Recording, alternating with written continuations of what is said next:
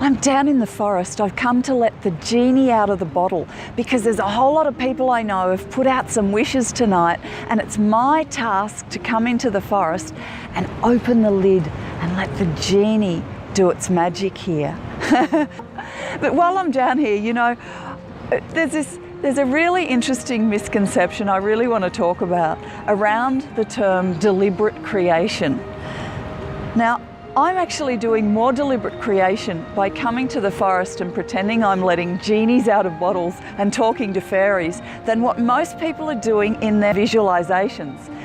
Because there's a key element to deliberate creation that we sometimes forget. And as soon as I say it, I know you're going to remember it. So the first part of creation is to have a thought or to have a desire for something. Usually that comes out of contrast, the contrast that we live. We want something to be better than what it is. So right in that instant, that's the beginning of the creation process. That initial thought is the creation process on its way, and momentum starts to build on that. So what sometimes we do is we think that we have to get that thought and start imagining it as if we've already got it, or we have to start visualizing it. We have to start writing down words of positive aspects about it. We have to start doing action steps towards it. We have to write down our goal in specific detail and make it quantifiable and measurable. And while that's an interesting aspect of deliberate creation, I really think that it's a hard way of doing things, because I have to go back to that time when we were children. You know, when we were children and we had, like, all of a sudden we saw something that we wanted, like there was a bike we wanted, or there was a movie on TV about princesses and castles and kings and horses and carriages. And we wanted those things, and we might take it in our mind and have a little bit of a fantasy about it, and we'd be really whimsical about it. We certainly wouldn't go down and write action steps about it. We certainly wouldn't, you know, do all the hard work. When we were children, we would play. We would play our way to deliberate creation. Play your way to deliberate creation. You can do it again now. You don't have to come down to the crazy forest like I do. I do it just for effect. But you know, the real major part of deliberate creation isn't the visualizing, isn't the getting in the feeling place of it.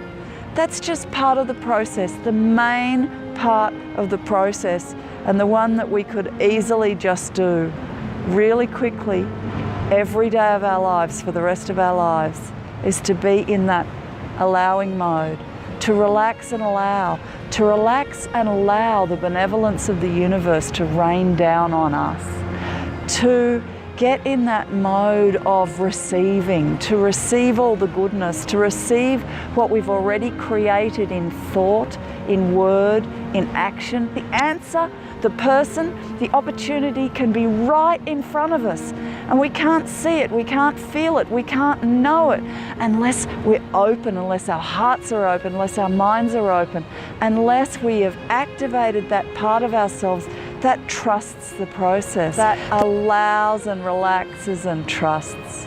That is the main part of deliberate creation. That's the part that I'm down in the forest actually activating. That part that relaxes and trusts. That part of living in a state of grace. That part of knowing that Source is on this. That part of knowing that all my needs are tended to in every moment. That part of me that knows that it's on its way right now. That part of me that has complete faith in knowing that everybody has the right to receive the things that they've already set into motion.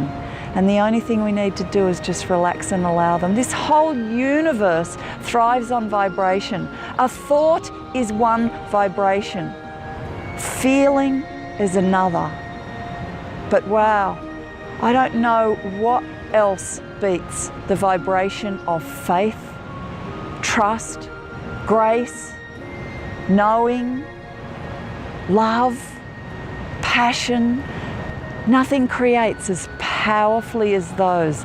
There is not one visualization you can do that will create as powerfully as faith does. The beauty and the wonder and the magic of life, the beauty and the wonder and the magic of deliberate creation itself. You know, as a woman, I understand creation really well because I've had 6 children.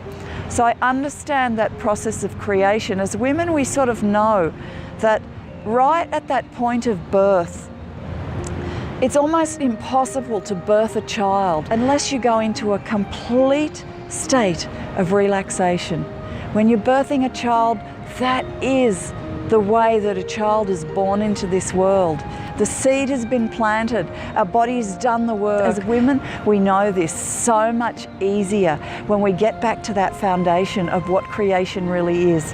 So inside us, that idea, that baby, that beautiful gift that we want to give to ourselves, that's already been developed and it's been cultivated and it's been grown right to the point where it's ready to be birthed. And at that point of birthing, yes, sometimes we do a pushing out, but right at that very moment that a child is born, we have to relax into the fullness of our beings. I've got goosebumps just thinking about it because I have only just realized this metaphor as I'm talking now on this video, and I've just realized the deep power of this metaphor.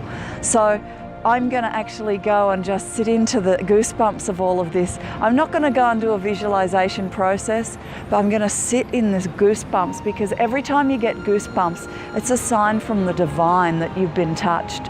You know, when you hear a beautiful piece of music, whoa, got goosebumps all up the back of my neck. So I know that I'm being assisted right now. I know that source has come down. I call that, oh, God, again. Oh, just completely, it's like waves of tingles rushing all over me. So I know that's divine grace washing all over me and giving me the answers to my questions and bringing everything that I could possibly want. And if you could see the goosebumps up and down my arms, you'd know what I'm talking about. So bless you all. Thank you for being there. Allow the process. Allow what you've already set into motion to come to you, because it's coming, it's happening. In fact, when you turn around, it's probably going to be there, right in front of you. The answer, the solution, the person, the opportunity.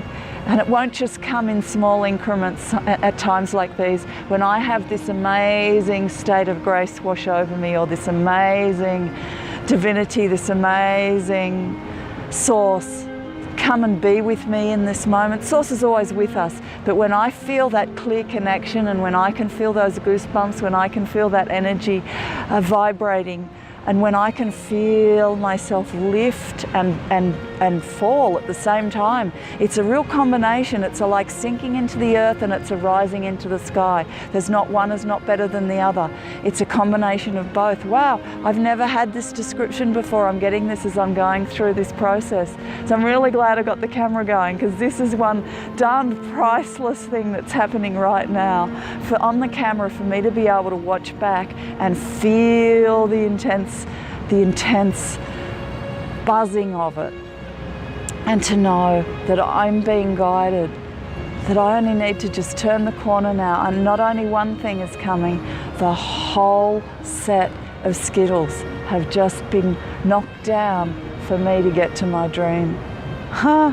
It's beautiful.